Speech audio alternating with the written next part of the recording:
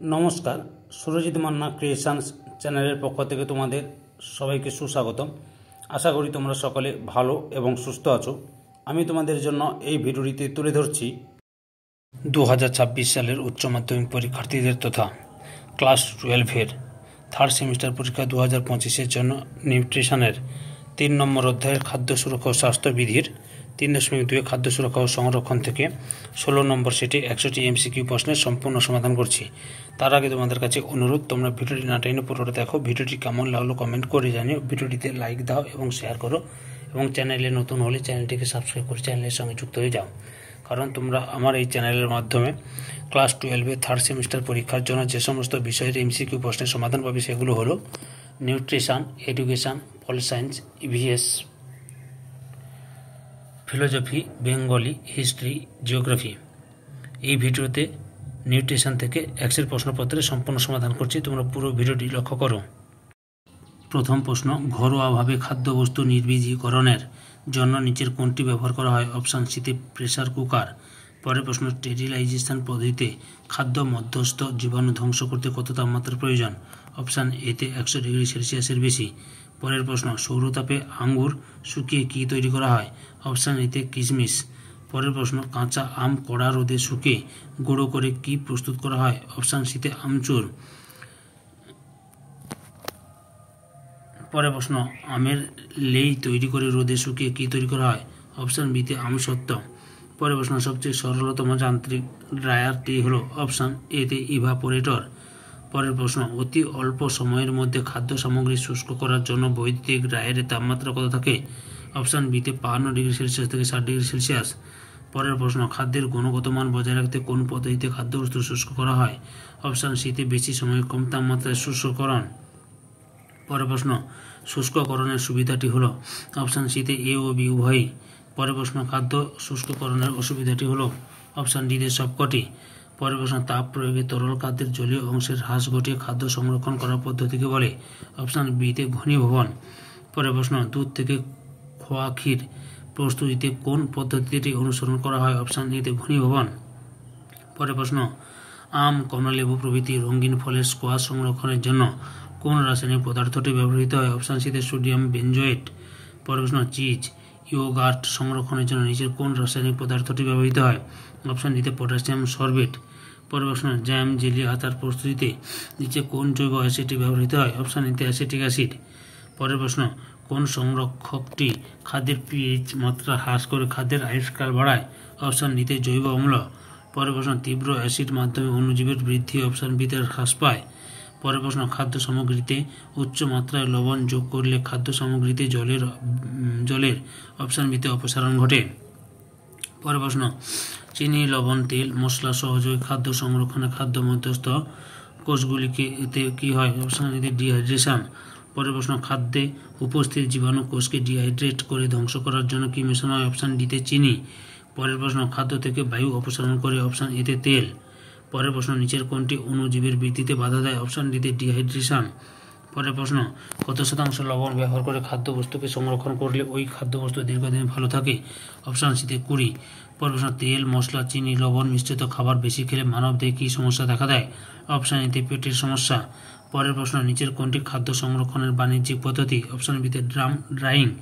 পরের প্রশ্ন, dehydro freezing এর জন্য খাদ্য সামগ্রীর ওজন ও আয়তন কত শতাংশ পর্যন্ত হ্রাস করা হয়? অপশান এতে 50। পরের প্রশ্ন, বিপুল পরিমাণ খাদ্য সামগ্রী বাণিজ্যিকভাবে সংরক্ষণের জন্য নিচের কোন পদ্ধতি ব্যবহার করা হয়? অপশান সিতে হিমঘর। পরের প্রশ্ন, রেফ্রিজারেটর এবং হিমঘরে যে ব্যাকটেরিয়া খাদ্যকে নষ্ট করে দেয় সেটি হলো? অপশান সিতে সাইক্রোফিলিক ব্যাকটেরিয়া। পরের প্রশ্ন, হিমঘরে পচনশীল খাদ্যপণ্য সংরক্ষণের জন্য তাপমাত্রা কত রাখা হয়? অপশান ডিতে 0 ডিগ্রি সেলসিয়াস থেকে 15 ডিগ্রি সেলসিয়াস।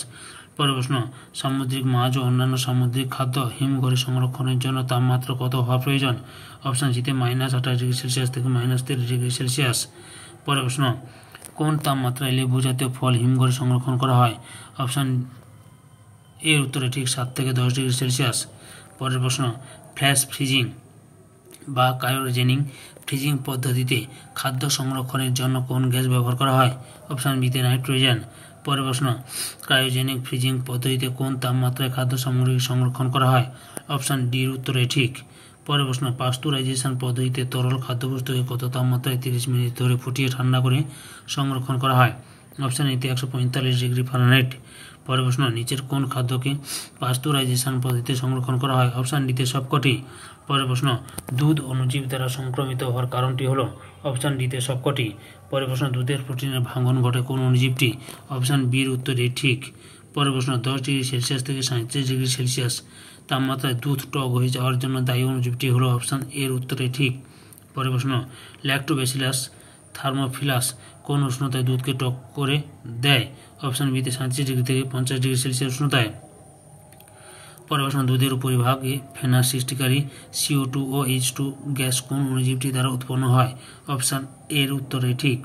পরের প্রশ্ন, দুধ পাস্তুরাইজেশন দ্বারা প্রধানত যে রোগের জীবাণু নষ্ট হয় সেটি হলো? অপশান ডিতে যক্ষা। পরের প্রশ্ন, দুধের রোপিনেস বা স্লাইমিনেস সৃষ্টিকারী অণুজীবটি হলো? অপশান বির উত্তরে ঠিক। পরের প্রশ্ন, দুধের তিক্ত স্বাদের জন্য দায়ী অণুজীবটি হলো? অপশান সিতে এ ও বি উভয়ই। পরের প্রশ্ন, নিচের কোন অণুজীবটি দুধের বর্ণ হলুদ করে দেয়? অপশান ডির উত্তরে ঠিক। পরের প্রশ্ন, দুধ লাল বর্ণ হয়ে যাওয়ার জন্য নিচের কোনটি দায়ী? অপশান ডির উত্তরে ঠিক। পরের প্রশ্ন, দুধের পাস্তুরাইজেশনের উদ্দেশ্যটি হলো? অপশান ডি সবকটি। পরের প্রশ্ন, কিউ ফিভার সৃষ্টিকারী প্যাথোজেন কোক্সিয়েলা বার্নিটি এর বিনাশের জন্য কার্যকরী উষ্ণতাটি হলো? অপশান এতে 155 ডিগ্রি ফারেনহাইট। পরের প্রশ্ন, দুধকে HTST পদ্ধতিতে পাস্তুরাইজেশনের জন্য কোন তাপমাত্রায় কত সময় ধরে উত্তপ্ত করা হয়? অপশান বিতে 72 ডিগ্রি সেলসিয়াস থেকে 72 ডিগ্রি সেলসিয়াস 15 সেকেন্ড। পরের প্রশ্ন, LTH পদ্ধতিতে 145 ডিগ্রি ফারেনহাইট উষ্ণতায় দুধকে কতক্ষণ ফোটানো হয়? অপশান এতে 30 মিনিট। পরের প্রশ্ন, 161 ডিগ্রি ফারেনহাইট তাপমাত্রায় দুধকে কত সময় ধরে উত্তপ্ত করা হয়? অপশান সিতে 15 সেকেন্ড। পরের প্রশ্ন, দুধের পাস্তুরাইজেশনে নিচের কোনটি অপরিবর্তিত থাকে? অপশান সিতে এ ও বি উভয়ই। পরের প্রশ্ন, পাস্তুরাইজেশন এর ক্ষেত্রে UHT পদ্ধতিতে যত ডিগ্রি তাপমাত্রায় দুধকে উত্তপ্ত করা হয় সেটি হলো? অপশান সিতে 270 ডিগ্রি ফারেনহাইট। পরের প্রশ্ন, 270 থেকে 350 ডিগ্রি ফারেনহাইট তাপমাত্রায় 2 সেকেন্ডের জন্য তাপ প্রয়োগে খাদ্য মধ্যস্থ জীবাণু ধ্বংস করাকে বলে? অপশান এতে স্টেরিলাইজেশন। পরের প্রশ্ন, বাণিজ্যিকভাবে স্টেরিলাইজেশনের জন্য কোন যন্ত্রটি ব্যবহার করা হয়? অপশান বিতে অটোক্লেভ যন্ত্র। পরের প্রশ্ন, স্টেরিলাইজেশন পদ্ধতি আবিষ্কার করেন? অপশান সিতে নিকোলাস অ্যাপার্ট। পরের প্রশ্ন, খাদ্য সামগ্রী থেকে জল অপসারণের জন্য নিচের কোন যন্ত্রটি ব্যবহার করা হয়? অপশান এতে রোলার ড্রায়ার। পরের প্রশ্ন, তরল দুধ থেকে গুঁড় দুধ প্রস্তুতির জন্য নিচের কোন যন্ত্রটি ব্যবহার করা হয়? অপশান বিতে স্প্রে ড্রায়ার। পরের প্রশ্ন, কাঁচা ডিম থেকে শুকনো ডিমের পাউডার তৈরির জন্য কোন যন্ত্রটি কার্যকরী? অপশান এতে স্প্রে ড্রায়ার। পরের প্রশ্ন, যান্ত্রিক পদ্ধতিতে খাদ্য সামগ্রী থেকে জল নিষ্কাশনের জন্য যে যন্ত্র ব্যবহার করা হয় সেটি হলো? অপশান সিতে ড্রায়ার। পরের প্রশ্ন, ফলের রস, স্যুপ প্রভৃতি নিরুদনের জন্য কোন যন্ত্রটি ব্যবহার করা হয়? অপশান এতে ভ্যাকুয়াম প্যান। পরের প্রশ্ন, খাদ্য সামগ্রী থেকে জল অপসারণ করে অপসৃত জলকে প্রথমে বরফে এবং তারপর বরফে বাষ্পে পরিণত করাকে পদ্ধতিকে বলে বি লায়োফিলাইজেশন। পরের প্রশ্ন, তরল খাদ্য সামগ্রী গরম বাতাসে স্প্রে করে শুকনো পাউডারে পরিণত করার পদ্ধতিকে বলে? অপশান ডিতে স্প্রে ড্রাইং। পরের প্রশ্নের সঠিক উত্তরটি হলো অপশান এতে ড্রাম ড্রাইং।